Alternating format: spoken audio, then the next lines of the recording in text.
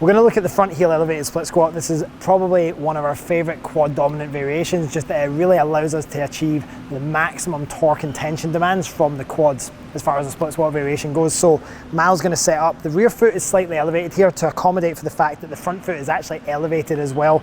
It just allows us to set up the hips in a little bit more of an even position. Now you can modify this also to have a slightly higher back foot position if that suits the client or that suits you as an individual. Now, from here, again, same things we're going to focus on like we do with all other split squat variations that are quad dominant.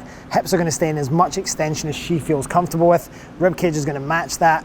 Abs are braced throughout the entire movement. Now, as you'll see, the focus here is really on getting as much foldability at the knee as possible.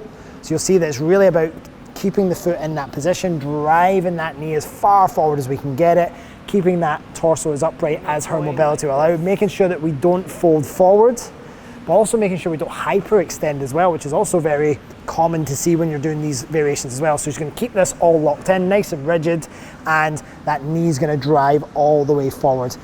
Other thing to think about here as well is as she goes forward here, and again, on the way up, if you want to keep that bias and that tension on the quads so you can continue keeping that knee forward as you stand up. That helps keep the tension demands on the quad higher throughout the lifting part. So what you don't want to do is you don't want to have, that was a really sexy one there, you don't want that knee to retreat back. We want to make sure that that knee drives forward, and as you stand up we can continue driving the knee forward as and when you're ready to add that as a progressive cue to your variation, to the movement.